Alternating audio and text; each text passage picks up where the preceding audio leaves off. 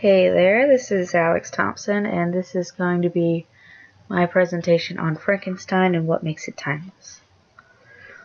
First off, I'm going to ask you what you think makes a novel timeless.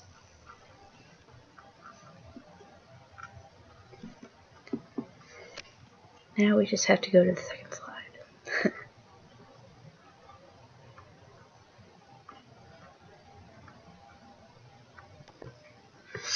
Alright.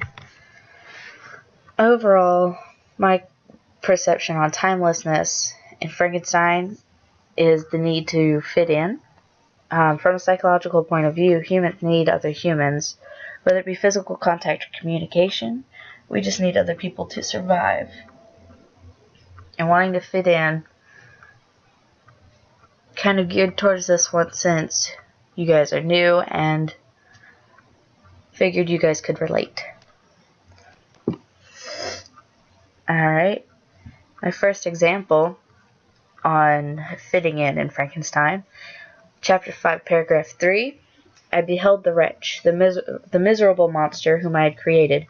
He held up the curtain of the bed, and his eyes, if eyes they may be called, were fixed on me. His jaws opened, and he muttered some inarticulate sounds, while a grin wrinkled his cheeks. He might have spoken, but I did not hear. One hand was stretched out, seemingly to detain me, but I escaped and rushed downstairs. When Frankenstein is so afraid of his monster that he becomes ill for months, and then the monster runs off because he's feared by his creator. That's what this paragraph is about.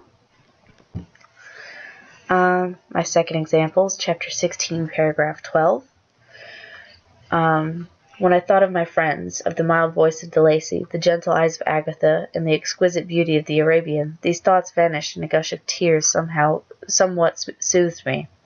But again, when I reflected that they had spurned and deserted me, anger returned, a rage of anger, and unable to injure anything human, I turned my fury towards inanimate objects. As night advanced, I placed a variety of combustibles around the cottage, and after having destroyed every vestige of cultivation in the garden, I waited with forced impatience until the moon had sunk to commence my operations.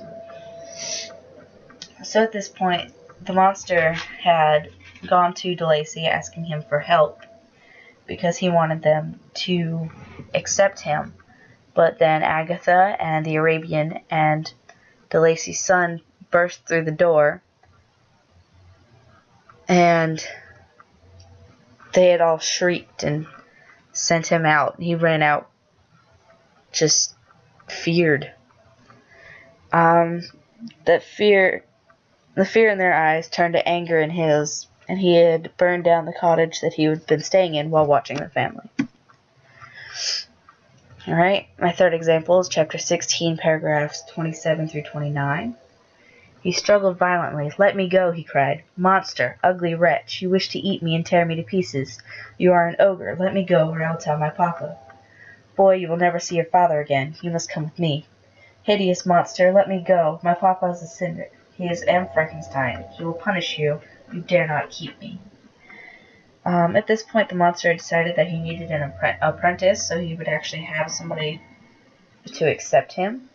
When he picks up a child, he is rejected by the child, and being as how the child is related to Victor Frankenstein, the monster then decides to strangle him. Some literary connections with Frankenstein. Sorry, let me back up a little bit.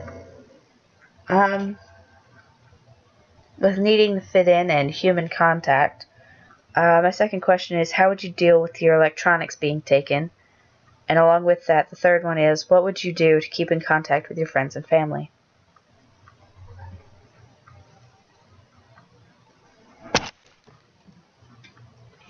There's a cat on my computer. What toll would this take on your personal life with your electronics being taken? Alright, and back to literary connections. A common theme in fictional works is secrecy. One example of secrecy in Frankenstein would be where Victor would not tell anyone that he had created a monster, even though he knew that it was killing the ones he loved. A connection to this in another fictional work would be Hester Prynne in The Scarlet Letter. Hester concealed the identity of Pearl's father in order to keep him safe because she had loved him. Second connection is Frankenstein and Prometheus. Both are creators of a new species, Frankenstein creating a monster and Prometheus creating human beings from clay and water. So differences, though, include that Prometheus loved his creation while Frankenstein did not. Frankenstein's monster felt feared and unloved, but humans were loved and their lives flourished. The third part in the literary connections, the symbol of fire. Light is used to symbolize intelligence, but fire brings about the opposite. Frankenstein, fire is used to light the dark night, but at the same time harms the monster if he touches it. In Fahrenheit 451, fire is used to destroy the books and all of the information that they possess. And with the citations, I have two final questions. How have you changed from the beginning of the school year? And have your peers helped you and accepted you? That's going to be all for this presentation. Thank you, and have a good day.